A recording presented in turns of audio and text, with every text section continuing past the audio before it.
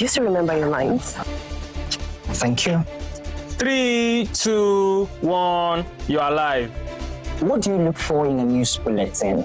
What separates a good news bulletin from the ones you see on online blogs? What does it really mean to deliver news as it is? As it is? Accurate, swift, informed, trusted, impartial, straightforward.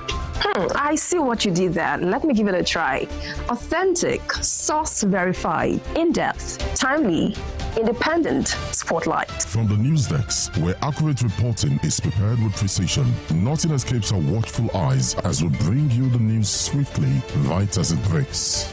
True, well-informed research from trusted sources, because we are a trusted source.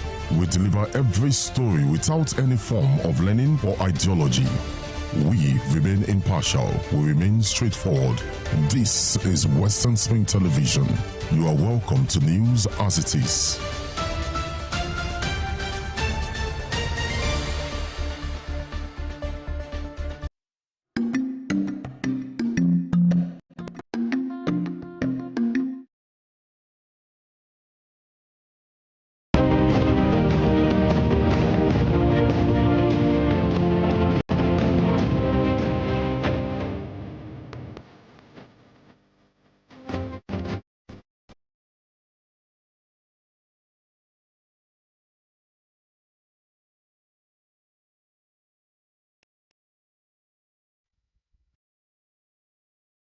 Of the news, Inec commences a distribution of sensitive materials ahead of Saturday's governorship election in Osun State.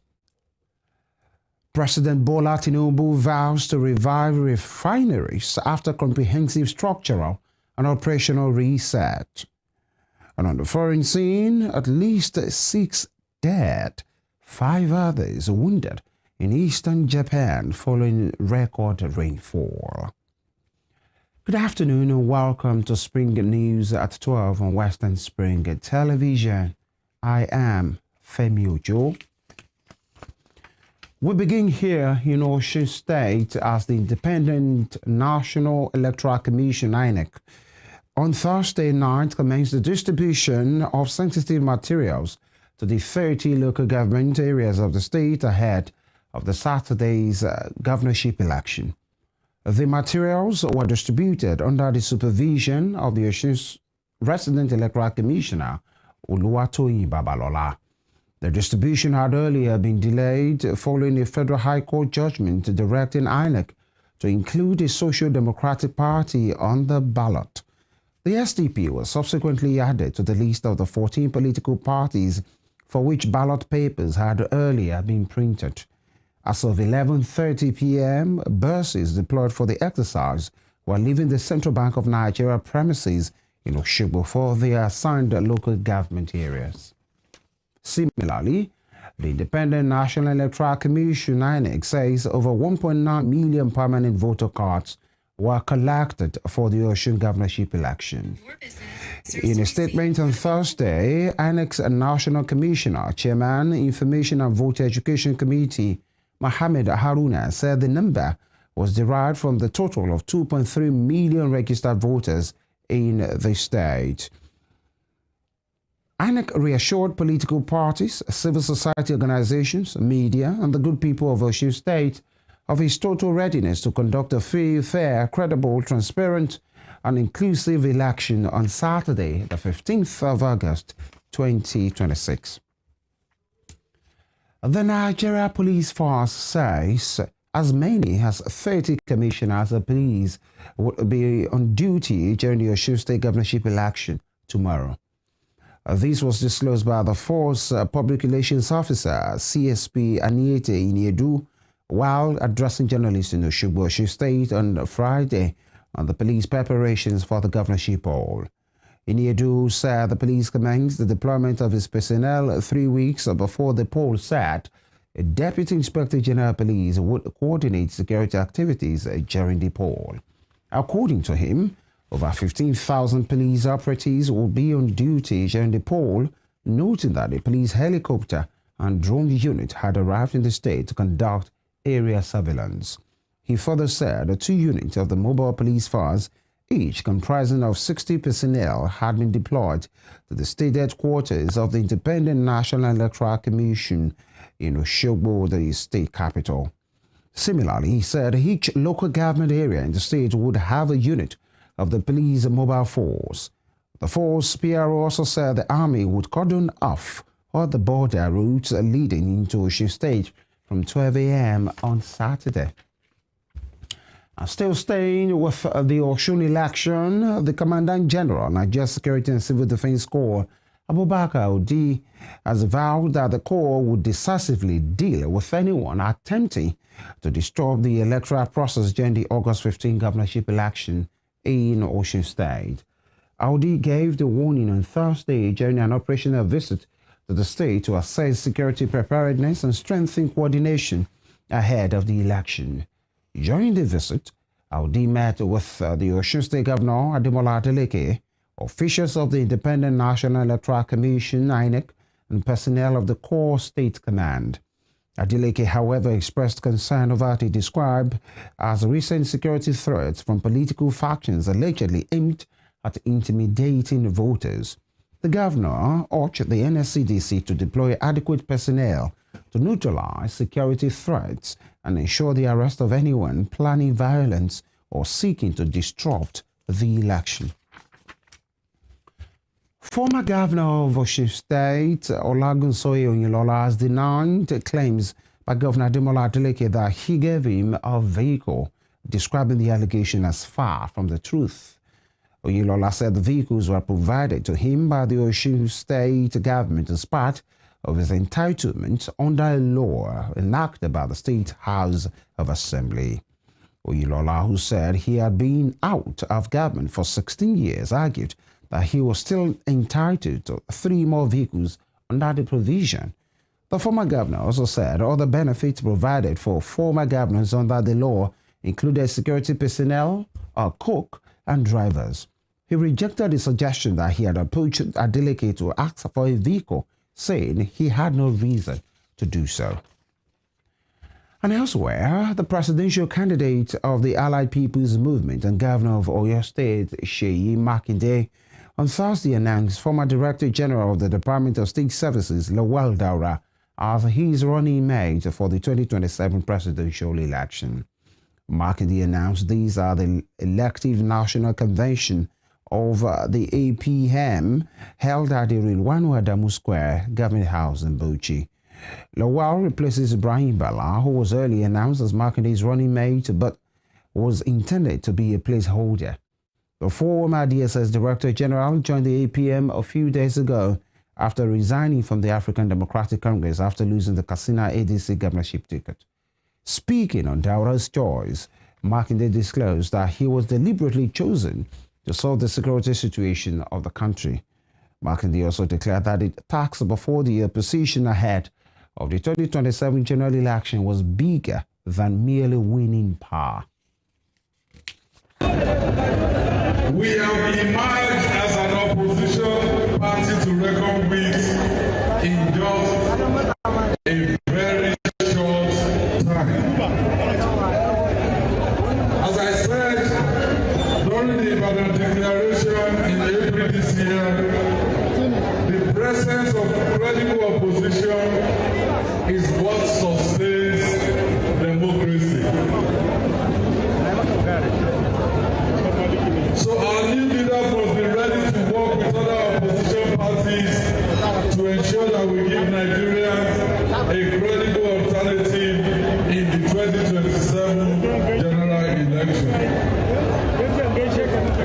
The forthcoming campaign season will include the usual slogans, promises, and declarations about what different candidates intend to do. But I believe Nigerians must demand something more from all of us who seek to lead you. The 2027 election must be an election about outcomes. For too long, we have measured governance by announcements. We are presented with policy after policy rather than evidence of whether those policies have made people's lives better. When our mothers go to the market, they don't experience economic policy as a statistic. They experience it in what their money can buy. How much rice, how much beans, how much garlic can they take home? The young graduate does not experience job creation policy through a press statement. He experiences it through whether he can find productive work and build an independent life. And away from that, in a bid to provide Nigerians with adequate opportunity to make well-considered contributions, the Presidential Working Group on the National Policing Bill has extended the deadline for the submission of memoranda and position papers on the proposed legislation. The Presidential Working Group said the extension to Friday, August 21, 2026 at 5 p.m. West African time is intended to provide stakeholders with additional time for thorough preparation and ensure that interested individuals, institutions, and organizations have the opportunity to make their contributions. But Jabir Miller, in a statement he signed, explained that given the significance of the proposed reform to the future of policing and internal security in Nigeria, the working group considered it important that stakeholders are afforded more opportunity to make substantive and technically sound contributions to the process. He encouraged legal practitioners, civil society organizations, security sector professionals, state governments, professional bodies, academics, experts, and interested members of the public to take advantage of the extended period to submit their memoranda and position papers. President Bola Tinubu has assured that Nigeria's refineries will be revived after a comprehensive structural and operational research, stressing that the facilities must be made profitable and capable of delivering value to the country. The president gave the assurance on Thursday in Abuja when he received the National Executive Council of the Nigerian Union of Petroleum and Natural Gas Workers, led by its national president, Salimon Akoni-Olatiti, at the State House. Tinubu said the federal government will adopt an evidence-based approach to addressing the challenges confronting the nation's refineries, including detailed research, technical assessment, restructuring, and improved management. The president said his administration had taken responsibility for addressing the challenges inherited from previous governments, regardless of how long the problems had persisted. Nigeria has 4 main state-owned refineries in Port Harcourt, Warri, and Kaduna, with a combined installed capacity of about 445,000 barrels per day. For decades, the facilities underperformed due to poor maintenance, inefficiency, and pipeline vandalism. The refineries that you mentioned is going to come back to work.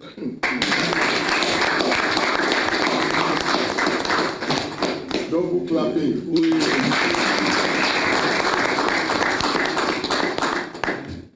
We're just building a very firm reset and structural reworking of the economy of it. Ordinary flame and smoke of refinery doesn't mean that it's working until it's profitable and it yields the value for which it is built. I'm not a man who go looking back and everything, because I've accepted the asset and liability of my predecessor, no matter what has happened in the years past. It's my responsibility now as the president to fix it, make it work for the largest common value of our population. I take responsibility for that, and I'm going to do it. Thank you for your inspiring, recognition of partnership and effort that you are doing. And I will just still appeal to all of you to let us work diligently and passionately on this democracy. You all work together with us to bring about the democracy.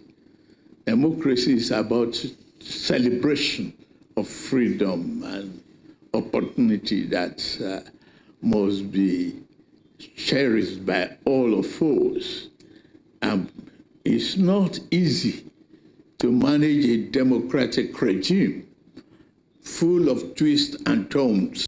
Meanwhile, the Federal Ministry of Finance has blamed the Nigerian National Petroleum Company Limited, NNPCL, for its inability to provide records needed to respond to financial queries raised in the 2021 to 2023 oil and gas sector audit report of the Nigerian Extractive Industries Transparency Initiative.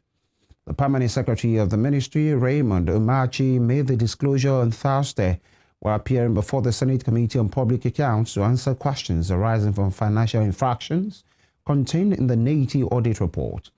Among the issues